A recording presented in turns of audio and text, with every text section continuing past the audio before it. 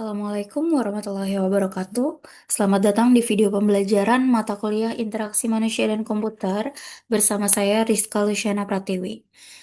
Pada sesi kali ini, kita akan membahas pembuatan komponen antarmuka grafis atau Graphical User Interface.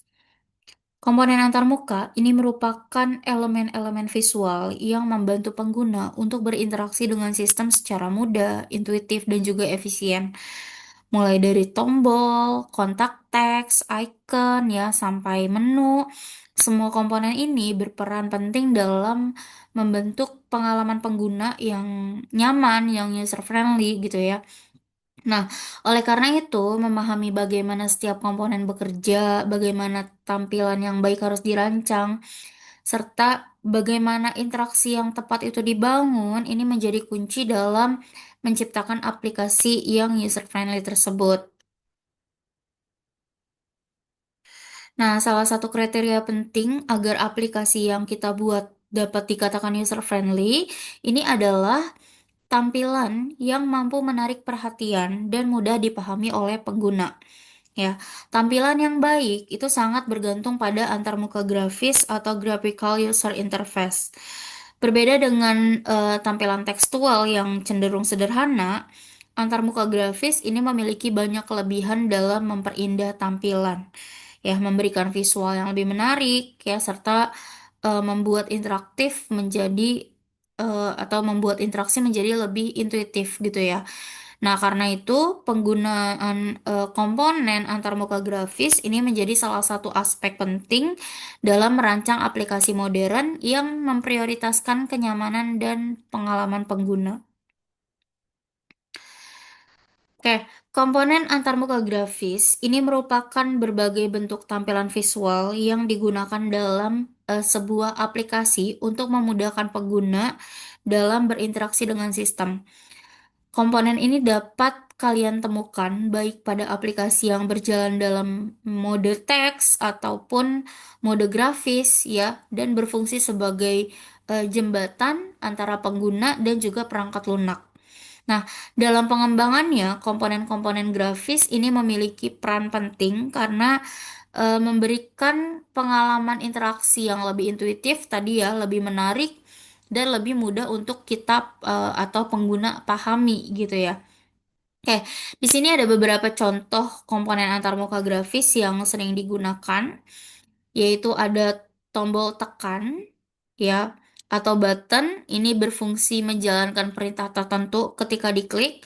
Terus ada text field, ini adalah area untuk memastikan atau untuk memasukkan teks pendek kayak nomor telepon, nama, nomor identitas, dan lain sebagainya. Terus teks area ini digunakan untuk memasukkan teks yang lebih panjang kayak alamat rumah, kayak gitu ya, keterangan, dan lain sebagainya. Terus ada spin box. Ini memungkinkan pengguna untuk memilih nilai tertentu dengan menaikkan atau menurunkan angka, kayak tahun gitu ya. Terus ada checkbox yang digunakan untuk memilih lebih dari satu opsi.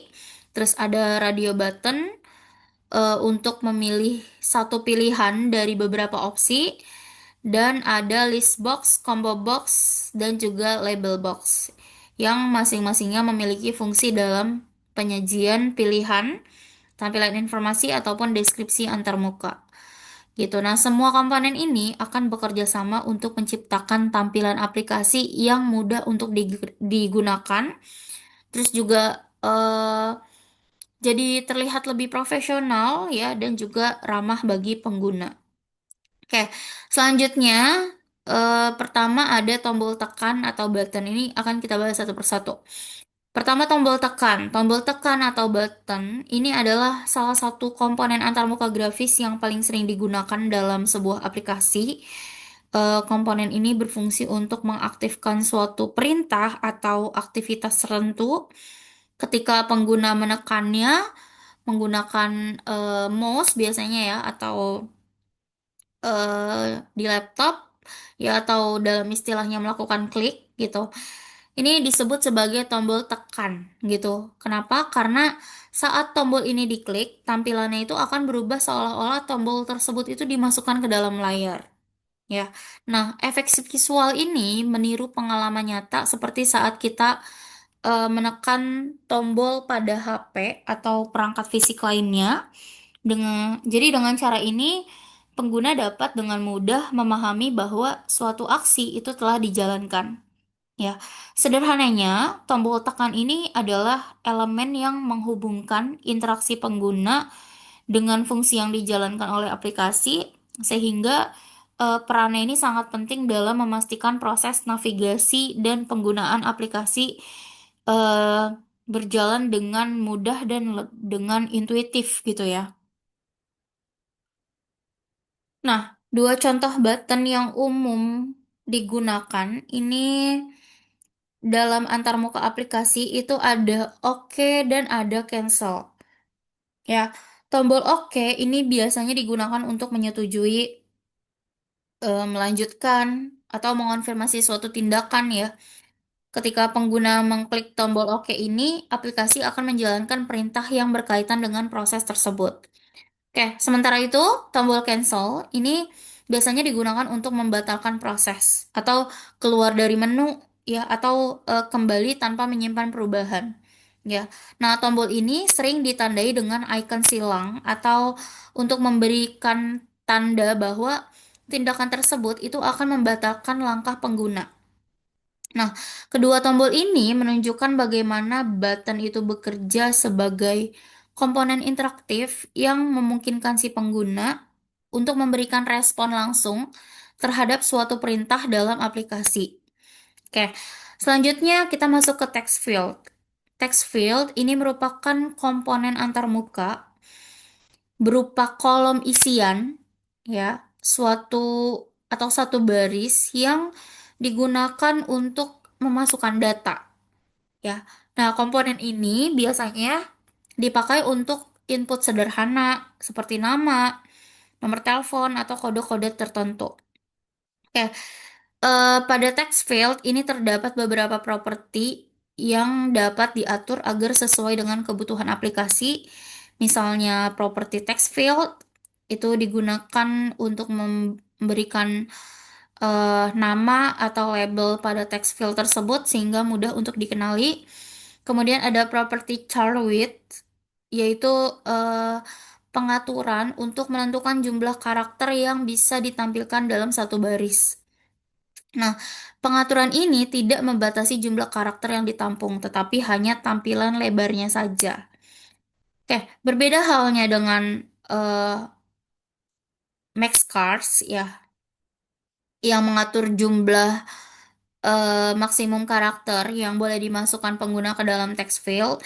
Nah, untuk mengaktifkannya, kita cukup mengetik nilai batas karakter, lalu menekan enter.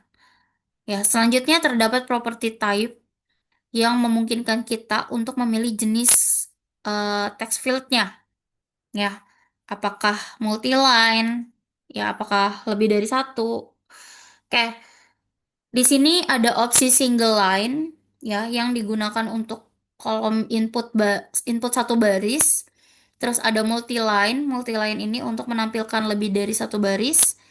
Dan ada password. Password ini jika text fieldnya itu berfungsi sebagai input kata sandi, ya, sehingga karakter akan tampil sebagai tanda penyamaran.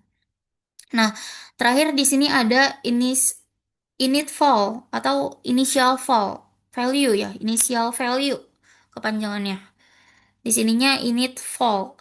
Nah, ini berfungsi untuk mengisi nilai awal atau nilai default pada text field sebelum diubah oleh pengguna. Nah, dengan berbagai pengaturan tersebut, text field ini dapat kalian sesuaikan sehingga input penggunanya itu menjadi lebih terarah, lebih aman gitu ya. Karena di sini bisa buat password juga dan sesuai kebutuhan aplikasi. Oke, selanjutnya ada text area. Text area ini merupakan salah satu komponen antarmuka grafis yang digunakan untuk memasukkan teks dalam jumlah lebih banyak dibandingkan text field, ya.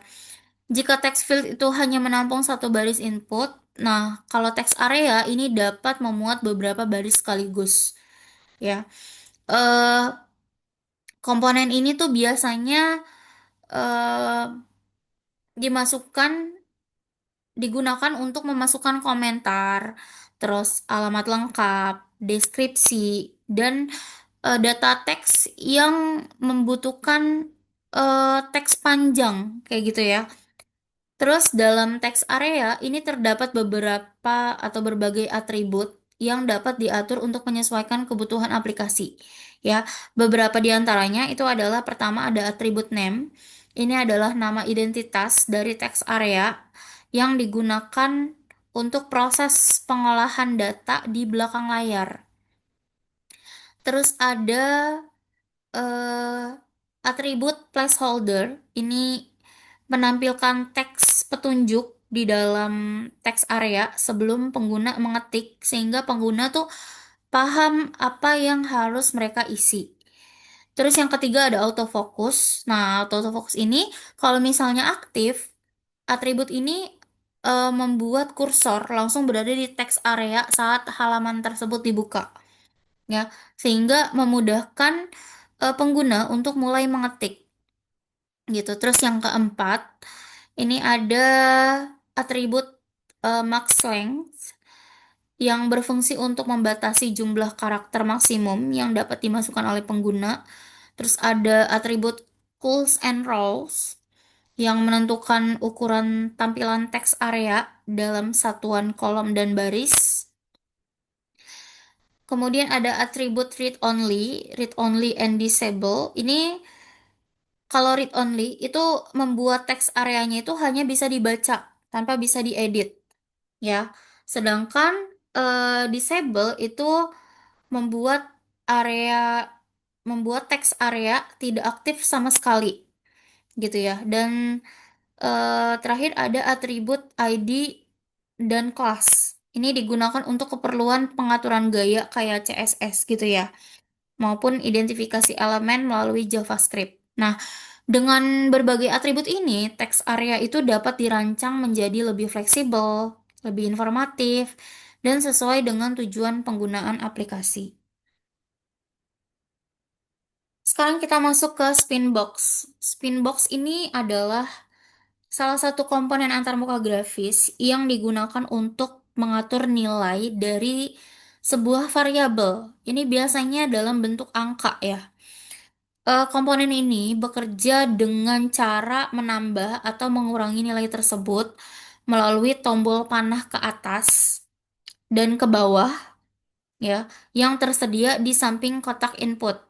Nah, pada umumnya Spinbox ini digunakan ketika pengguna perlu memilih nilai numerik secara akurat tanpa harus mengetik manual, seperti memilih tahun, memilih tanggal, jam, atau jumlah tertentu gitu ya. Jadi dengan sekali klik nanti nilainya itu dapat dinaikkan atau diturunkan sesuai dengan kebutuhan. Oke, agar penggunanya itu tidak memasukkan nilai sembarangan, Spinbox ini biasanya memiliki batas minimum dan batas maksimum yang ditentukan dengan jelas.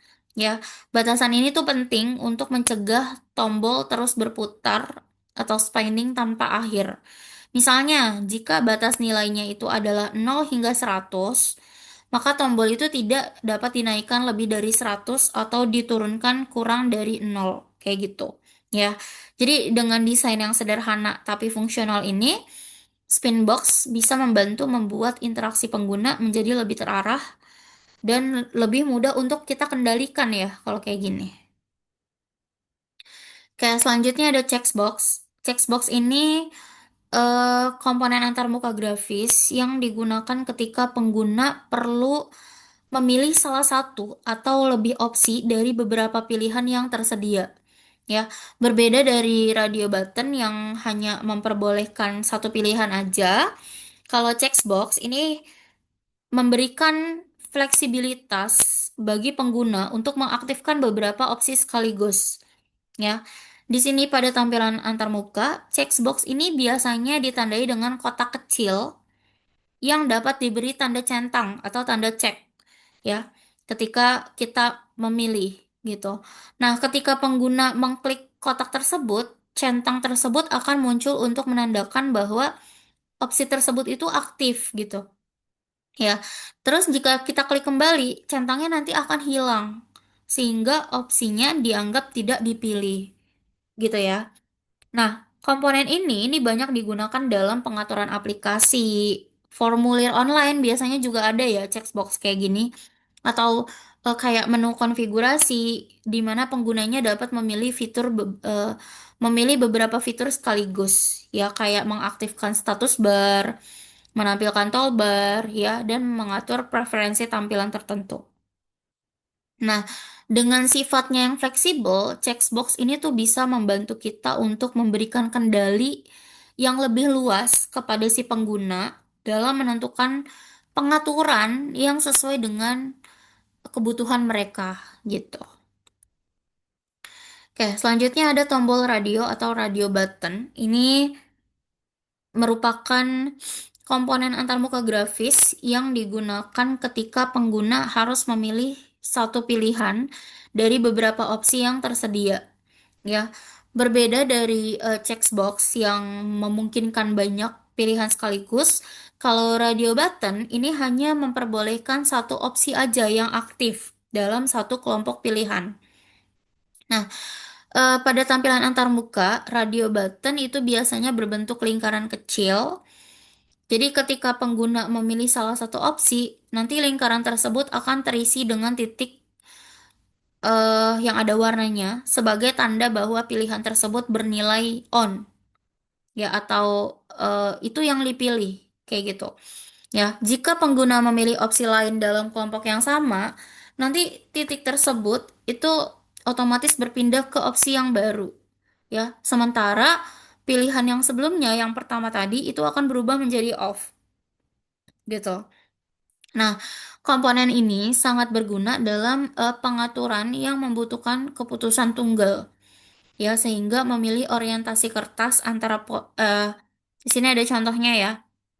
Di sini memilih orientasi kertas itu antara potret sama landscape. Terus juga memilih apalagi jenis pembayaran, ya, memilih tingkat kualitas pada sebuah pengaturan cetak dan lain sebagainya. Nah, dengan bentuknya yang sederhana dan fungsinya yang jelas ini, radio button itu membantu kita memastikan bahwa penggunanya ini hanya memilih satu opsi yang benar-benar diinginkan. Ya, sehingga meminimalkan kesalahan dalam proses input maupun output. Selanjutnya ada list box. Ya, list box ini merupakan komponen antarmuka grafis yang digunakan untuk menampilkan sejumlah pilihan dalam bentuk daftar, ya. Pengguna itu dapat memilih salah satu pilihan atau dalam beberapa kasus lebih dari satu pilihan sekaligus tergantung pengaturan aplikasinya. Nah, biasanya list box ini digunakan ketika jumlah opsi yang tersedia itu cukup banyak sehingga tidak efektif kalau ditampilkan dalam bentuk tombol atau menu biasa. Nah, dengan menyajikannya dalam bentuk daftar, pengguna itu dapat melihat lebih banyak pilihan dalam satu tampilan. Oke, namun terkadang panjang teksnya pada pilihan lebih besar dibandingkan lebar area list box-nya. Ya, nah dalam kondisi seperti ini, list box itu akan secara otomatis dilengkapi dengan scroll bar, ya, baik secara vertikal maupun secara horizontal. Nah, scroll bar ini memungkinkan pengguna untuk menggulir daftar pilihan sehingga seluruh teksnya ini bisa dilihat dan dipilih dengan mudah. Ya. Nah, list box itu sangat umum digunakan pada pengaturan aplikasi, pemilihan font, daftar file, pilihan kategori, dan berbagai kebutuhan lain yang melibatkan banyak opsi dalam satu tempat. Selanjutnya ada combo box. Combo box ini merupakan komponen antarmuka grafis yang fungsinya mirip sama list box, yaitu menyajikan sejumlah pilihan kepada pengguna. Perbedaannya terletak pada cara penyajiannya. Nah, pada combo box, daftar pilihannya itu tidak langsung terlihat. Ya, pengguna itu harus menekan tombol kontrolnya dulu, biasanya berupa panah kecil ya di samping kotak untuk menampilkan daftar pilihan yang tersedia ya. Nah, dengan tampilan yang lebih ringkas, combo box ini sangat cocok digunakan ketika ruang pada antarmuka terbatas atau ketika pilihan yang tersedia itu cukup banyak, namun tidak perlu ditampilkan secara langsung gitu. Oke, selain memilih dari daftar yang muncul, combo box ini juga memungkinkan pengguna untuk memasukkan nilai secara manual, ya. Artinya, pengguna itu dapat mengetik pilihan yang mungkin tidak terdaftar atau tidak terdapat dalam daftar, ya. Jadi, fitur ini memberikan fleksibilitas lebih besar, terutama pada formulir atau aplikasi yang membutuhkan kebebasan input data. Nah, secara keseluruhan, combo box ini menggabungkan list box dan text field sehingga memberikan pengalaman interaksi yang lebih fleksibel ya dan lebih efisien bagi si pengguna.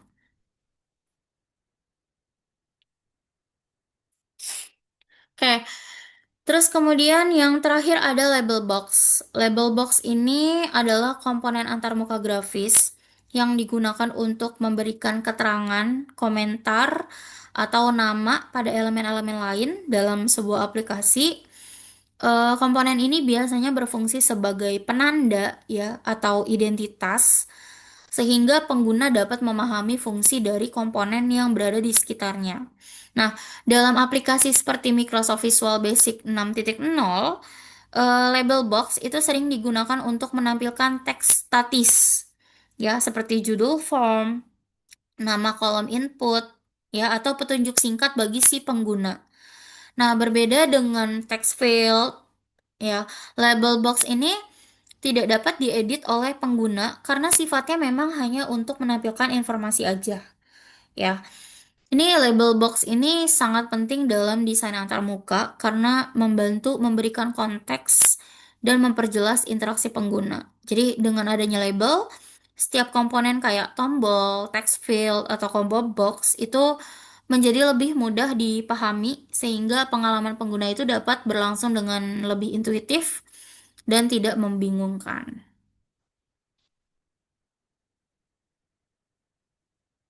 Nah, sekarang kita masuk ke mockup. Ya, mockup ini merupakan sebuah rancangan visual yang menunjukkan contoh bagaimana tampilan suatu aplikasi baik dari sisi input maupun output ketika sudah menggunakan data sebenarnya. Berbeda dengan sketsa biasa, mockup ini sudah menampilkan elemen-elemen desain secara lebih rinci sehingga pengguna atau pengembang itu dapat melihat gambaran bentuk akhir antarmuka yang akan dibuat. Ya, nah dalam mockup, aspek-aspek desain visual seperti gambar, warna, tata letak, hingga tipografi itu ditampilkan dengan jelas. Nah, hal ini membantu untuk memastikan bahwa desain yang dirancang itu sudah sesuai dengan kebutuhan, ya, mudah digunakan dan nyaman dilihat oleh si pengguna. Nah, mockup ini sangat penting dalam proses pengembangan antarmuka karena memberikan gambaran detail sebelum produknya ini benar-benar dibuat, ya. Jadi dengan adanya mockup, tim pengembang, desainer maupun klien itu dapat berdiskusi, mengevaluasi desain, ya, dan juga melakukan perbaikan lebih awal sehingga produk akhirnya itu dapat lebih berkualitas dan sesuai dengan harapan si penggunanya. Nah, mockup di sini memiliki kelebihan yang menjadikannya salah satu tahapan penting dalam proses perancangan antarmuka. Pertama, mockup membantu mengorganisir detail dari sebuah proyek. Jadi dengan menampilkan elemen visual secara lengkap, timnya ini dapat melihat struktur desain secara menyeluruh, termasuk tata letak, warna, hingga komponen yang digunakan. Selain itu, mockup juga memudahkan dalam menemukan kesalahan atau error lebih awal, terus ketidaksesuaian tampilan, posisi elemen yang kurang tepat gitu ya, atau komponen yang tidak konsisten dapat terdeteksi sebelum proses pengembangan ini dimulai, ya, sehingga menghemat waktu dan biaya perbaikannya. Terus yang ketiga, mockup ini juga berfungsi sebagai alat untuk menerjemahkan ide menjadi bentuk visual yang lebih mudah dipahami oleh para stakeholder, ya. Nah, gagasan abstrak yang sulit dijelaskan dengan kata-kata itu dapat divisualisasikan dengan jelas di sini, sehingga semua pihak itu memiliki pemahaman yang sama. Nah, tidak hanya itu, mockup itu juga memudahkan komunikasi antar anggota tim, ya. Desainer, pengembang gitu hingga manajer proyek itu dapat berdiskusi berdasarkan tampilan yang konkret, bukan asumsi. Oke, selanjutnya mockup itu mendukung proses implementasi desain karena memberikan referensi visual yang lengkap bagi pengembang ketika mulai membangun aplikasi. Dan terakhir, mockup itu memberikan perspektif dari sudut pandang user atau pengguna. Jadi di sini tim dapat menilai apakah tampilannya itu sudah mudah dipahami, apakah tampilannya sudah eh, apakah eh, alur interaksinya sudah jelas, ya, atau apakah pengalaman penggunanya ini terasa nyaman gitu. Nah, dengan semua kelebihan ini, mockup itu menjadi alat penting untuk memastikan desain antarmuka yang efektif, yang konsisten, dan sesuai dengan kebutuhan si penggunanya. Nah, dalam proses pembuatan mockup, itu terdapat beberapa langkah penting yang harus kita perhatikan agar hasil desainnya ini dapat terlihat profesional dan sesuai dengan kebutuhan. Ya, nah langkah pertamanya adalah membuat mockup asli dari awal. Nah, ini dapat dilakukan dengan memanfaatkan foto atau gambar buatan sendiri. Jadi, dengan membuat mockup secara mandiri, desainer itu memiliki kebebasan penuh dalam menentukan sudut pencahayaan maupun elemen visual lain, sehingga tampilan yang dihasilkan itu benar-benar sesuai dengan konsep yang ingin disampaikan. Terus kemudian langkah keduanya adalah menggunakan Smart Object untuk menerapkan desain pada template mockup. Nah, Smart Object ini berfungsi untuk mempertahankan kualitas dan karakteristik asli dari gambar, sehingga proses pengeditannya itu dapat dilakukan secara fleksibel tanpa merusak file utamanya. Ya, jadi dengan menggunakan Smart Object ini, desainer itu dapat mengganti desain berkali-kali tanpa menurunkan kualitas tampilan mockupnya. Kemudian langkah ketiga, untuk mockup yang membutuhkan tampilan yang lebih realistis atau memiliki efek tiga dimensi, desainer itu dapat menggunakan Photoshop untuk membuat mockup 3D. Jadi, dengan fitur 3D di Photoshop, elemen desain ini dapat disesuaikan mengikuti bentuk objek secara lebih presisi. Misalnya pada botol, kemasan produk, baju, atau perangkat elektronik. Ya, jadi metode ini nanti menghasilkan mockup yang terlihat lebih nyata dan lebih profesional. Nah, dengan kita mengikuti langkah-langkah ini, proses pembuatannya itu menjadi lebih terstruktur dan hasil yang diperoleh itu akan semakin akurat ya, serta eh, siap digunakan untuk presentasi maupun proses pengembangan selanjutnya. Sekarang kita masuk ke tools mockup. Ya, di sini ada beberapa tools mockup yang bisa kita gunakan. Yang pertama ada Mock Plus, ya. Mock Plus ini adalah salah satu alat pembuatan mockup dan prototype yang sangat populer karena menyediakan fitur seret dan lepas atau drag and drop, ya, yang sederhana dan mudah untuk digunakan. Nah, dengan Mock Plus, perancangan antarmuka aplikasi baik desktop, seluler maupun web itu dapat dilakukan dengan jauh lebih cepat tanpa perlu menulis kode secara langsung. Nah, salah satu kelebihan utama Mock Plus itu adalah kemampuannya untuk membuat prototipe interaktif, ya, artinya desainer itu dapat menambahkan aksi seperti klik, hover, terus perpindahan halaman gitu ya, sehingga hasil prototipenya itu terasa lebih hidup dan menggambarkan bagaimana aplikasi sebenarnya ini akan digunakan.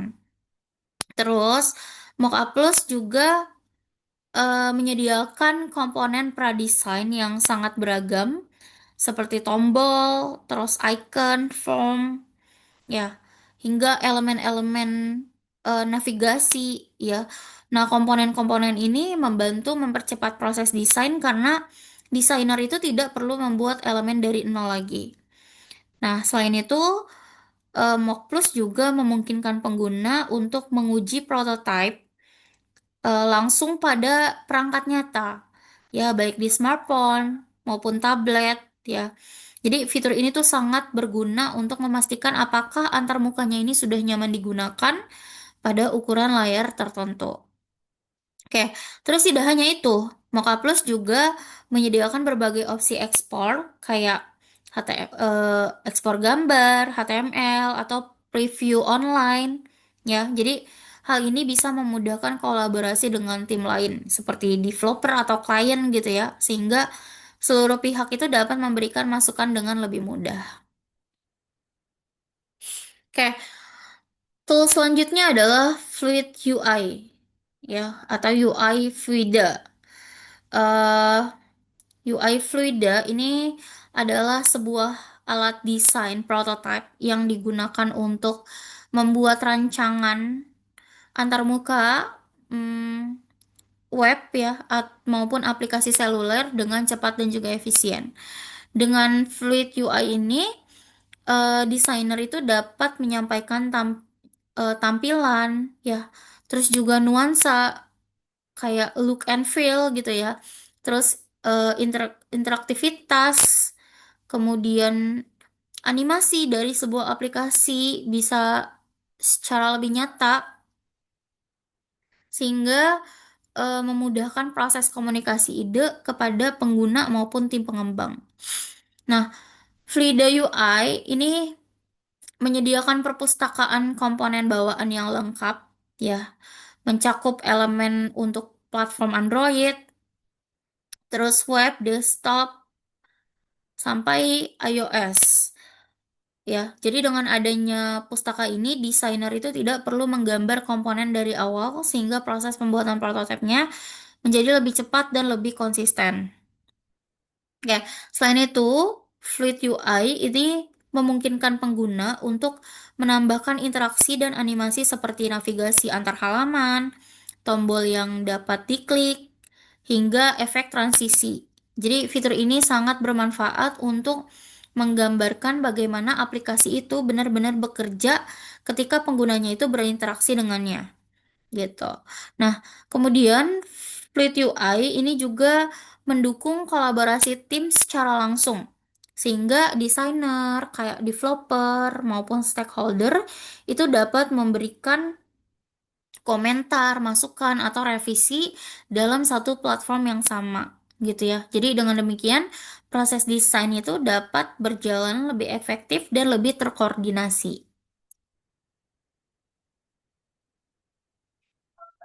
Oke, tidak hanya itu, Fleet UI juga menyediakan berbagai opsi ekspor proyek seperti ekspor sebagai file PDF, terus gambar, atau link prototype yang dapat dibagikan. Nah, ini memudahkan desainer untuk mempresentasikan hasil kerja kepada klien atau anggota tim yang lainnya gitu ya.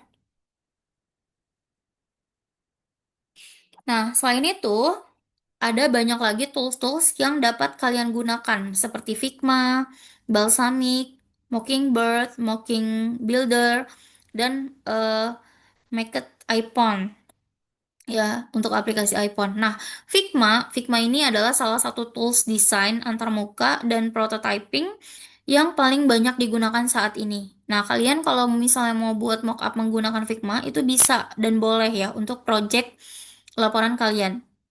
Oke, keunggulan utamanya ini adalah berbasis web, sehingga memungkinkan kolaborasi secara real time antar anggota tim, gitu.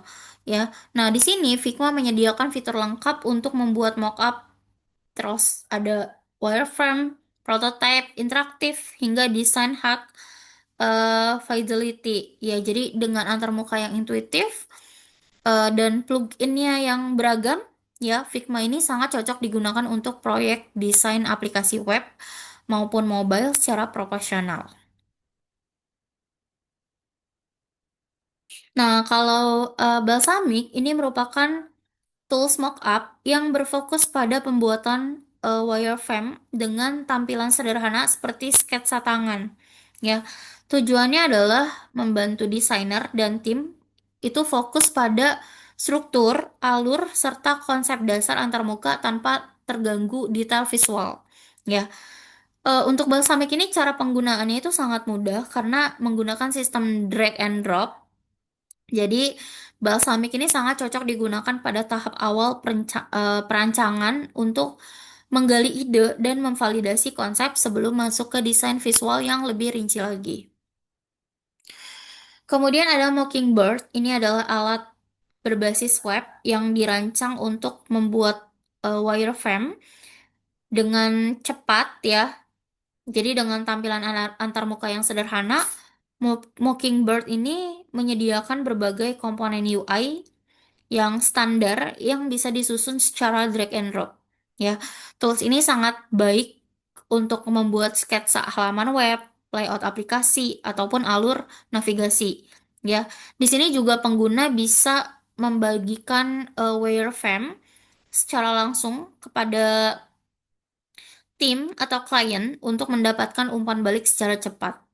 Nah, sedangkan untuk mockup builder ini adalah software yang digunakan untuk merancang mockup antarmuka dengan lebih rinci.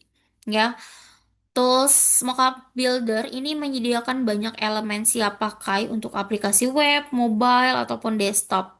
Ya, jadi eh di situ ada fitur ekspor dan kemampuan kolaborasi, ya.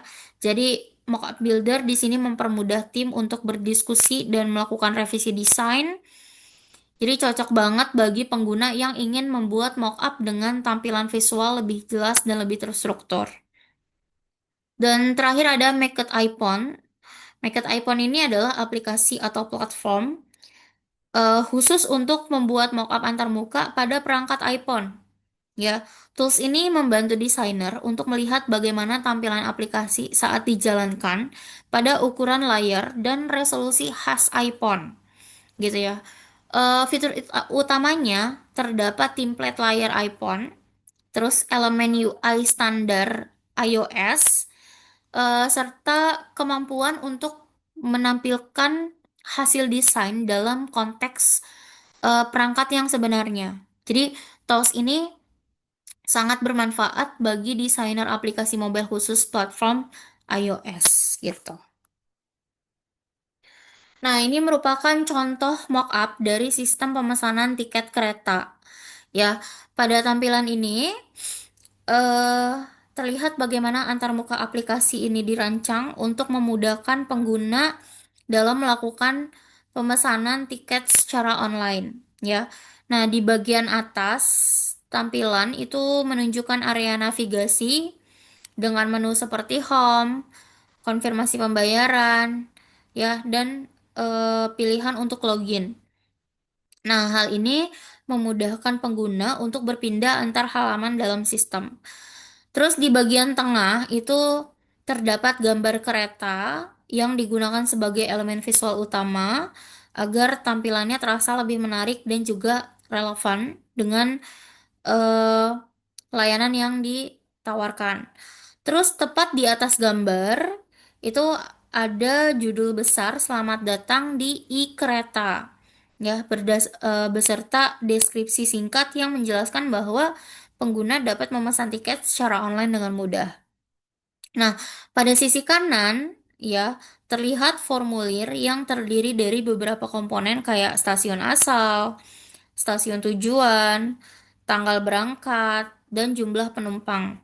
Ya, nah bagian ini memungkinkan pengguna untuk mengisi data perjalanan sebelum melakukan pencarian tiket. Kemudian, terdapat tombol cari tiket yang berfungsi untuk memproses permintaan pengguna berdasarkan informasi yang telah diisi.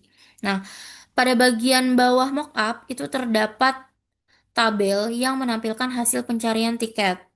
Ya, kolom-kolom seperti nama kereta, tanggal berangkat, tanggal sampai, dan aksi itu ditampilkan untuk memberikan informasi lengkap kepada si pengguna, ya.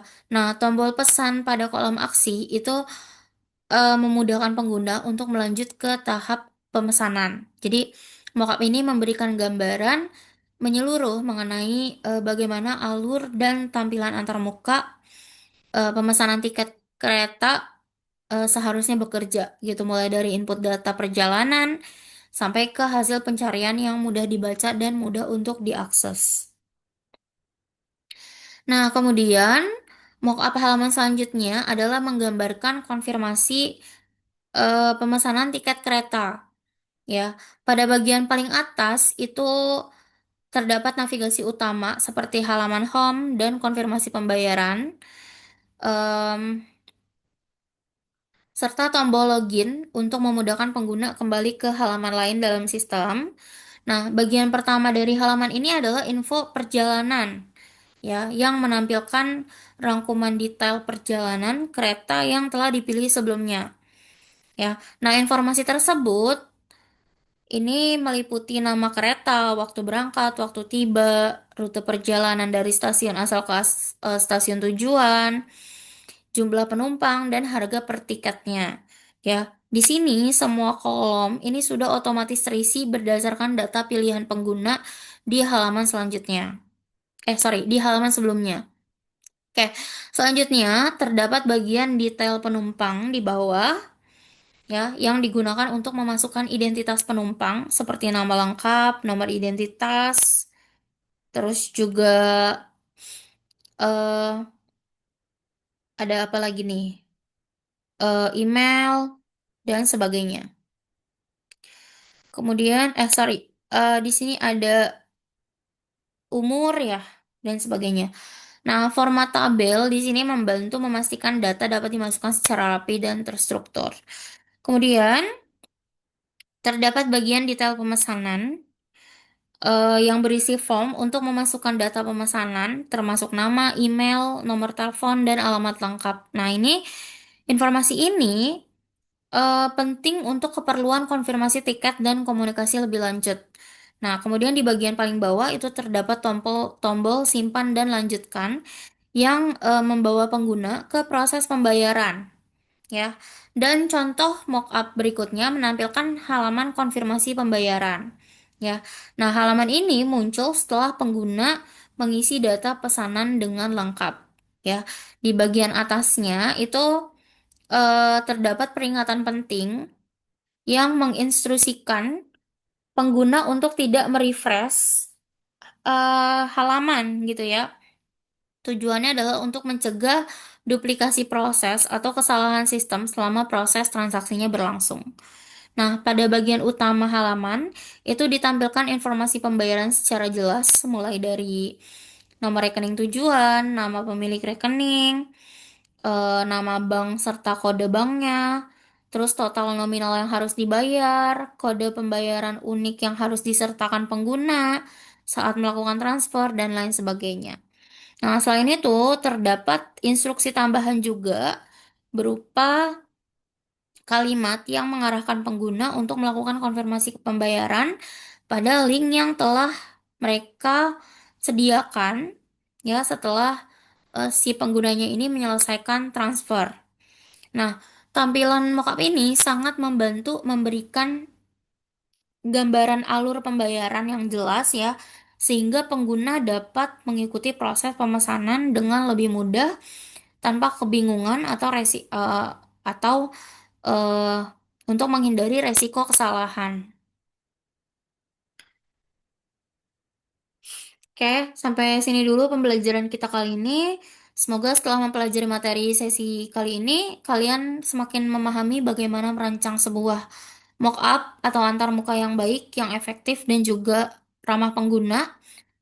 Terima kasih sudah menyimak sampai akhir. Sampai ketemu lagi di sesi video pembelajaran berikutnya. Wassalamualaikum warahmatullahi wabarakatuh.